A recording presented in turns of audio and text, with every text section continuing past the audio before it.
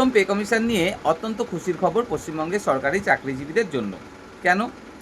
আপনারা প্রত্যেকেই জানেন পশ্চিমবঙ্গে সমাপ্ত হয়েছে ষষ্ঠ পে কমিশন, আর কেন্দ্রে সমাপ্ত হয়েছে সপ্তম পে কমিশন।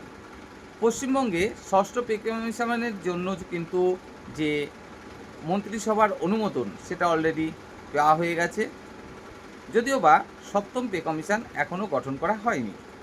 তবে কেন্দ্রে অলরেডি যে সপ্তম পে কমিশন সমাপ্ত হয়ে অষ্টম পে কমিশন গঠন করা হয়ে গেছে, এবং সেই পে কমিটি যে অলরেডি বিভিন্ন পশ্চিমবঙ্গ সহ অন্যান্য রাজ্য এবং কেন্দ্রশাসিত যে অঞ্চলগুলি সেখানে পরিদর্শন করছে, বিভিন্ন যে সংগঠন রয়েছে তাদের সাথে আলাপ আলোচনা করছে, এবং সর্বোপরি কেন্দ্রের অষ্টম পে কমিশন যে দ্রুততার সাথে লাগু করার জন্য খুব দ্রুততার সাথে কাজ করছে, সে কথা আশা করি আপনারা কম বেশি অনেকেই জানেন। আর যারা জানেন না তাদের জন্য জানাতে চাইব, অলরেডি কেন্দ্রের এই যে অষ্টম পে কমিশন লাগু করার জন্য, সেই পে কমিটি কিন্তু ভারতের বেশ কয়েকটি রাজ্য অলরেডি পরিদর্শন করে ফেলেছে। সেখানকার যে কর্মী সংগঠনগুলো আছে তাদের সাথে আলাপ আলোচনা করেছে, সেখানে বাজার দর দেখেছে, সমস্ত কিছু।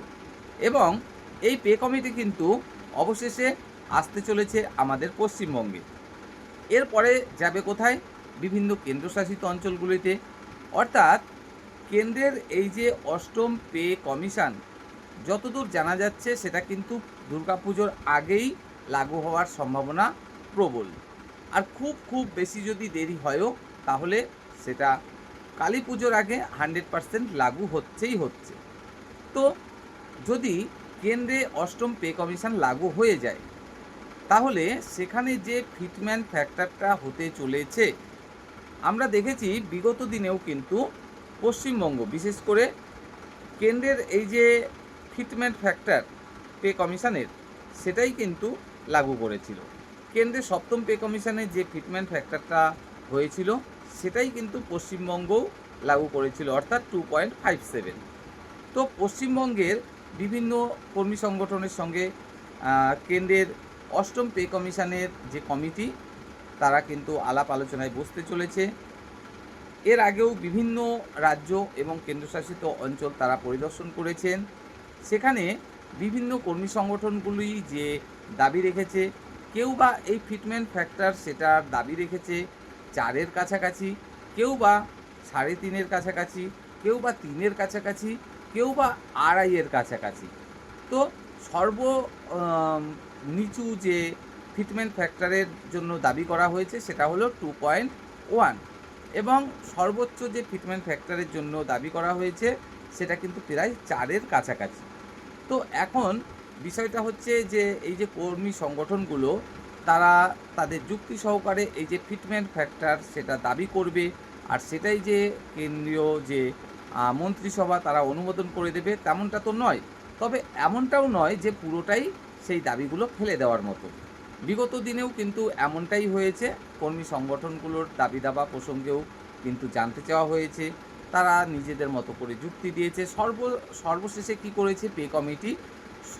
সব রকম যুক্তিগুলো পর্যালোচনা করে এবং বাজার দর দেখে সমস্ত কিছু দেখাশোনার পরে একটা নির্দিষ্ট ফিটমেন্ট ফ্যাক্টর কিন্তু তারা প্রস্তাব করেছে কেন্দ্রীয় মন্ত্রিসভার কাছে।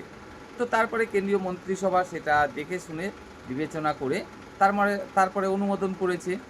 অর্থাৎ এবারে আমরা দেখতে পাচ্ছি এই যে ফিটমেন্ট ফ্যাক্টর কেন্দ্রীয় অষ্টম পে কমিশনে, সেখানে সর্বোচ্চ যে ফিটমেন্ট ফ্যাক্টর দাবি জানানো হয়েছে এখনও পর্যন্ত সেটা প্রায় 4-এর কাছাকাছি, আর সর্বনিম্ন যে ফিটমেন্ট ফ্যাক্টর দাবি জানানো হয়েছে এখনও পর্যন্ত সেটা হলো 2.51।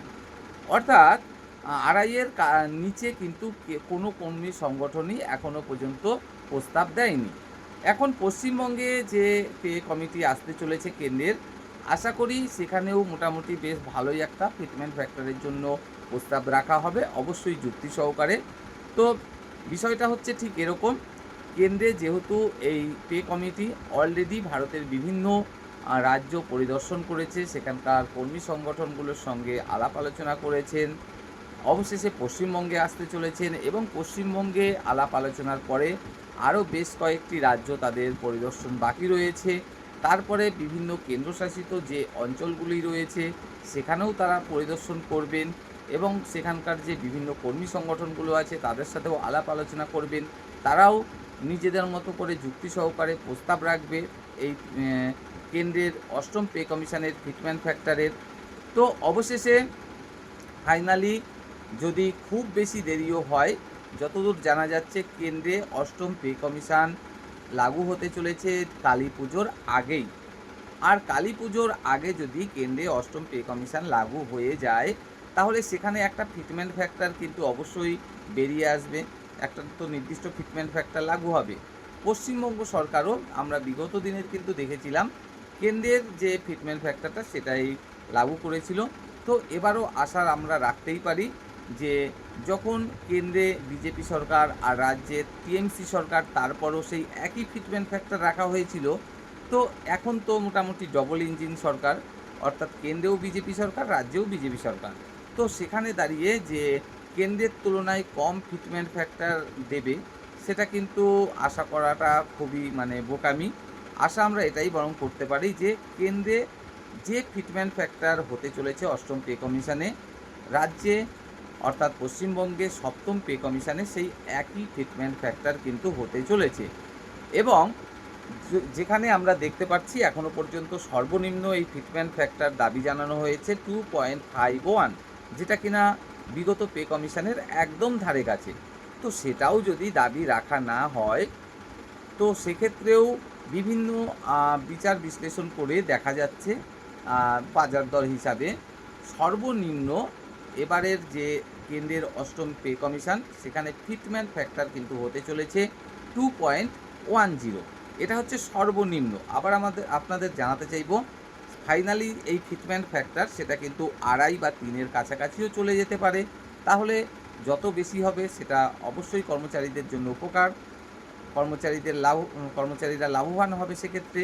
তবে সর্বনিম্নও যদি ফিটমেন্ট ফ্যাক্টর হয় বিভিন্ন বিচার বিশ্লেষণ করে দেখা যাচ্ছে যে সেটা হতে চলেছে কিন্তু 2.10। অর্থাৎ পশ্চিমবঙ্গের কর্মচারীদের ক্ষেত্রেও সপ্তম পে কমিশনে আমরা আশা রাখতেই পারি যে হয় এই ফিটমেন্ট ফ্যাক্টর কেন্দ্রের সমানই হতে চলেছে, যেটা 2.5 থেকে 3 পর্যন্ত হতে পারে। আর খুব কম যদি হয় সেটা হতে চলেছে 2.10।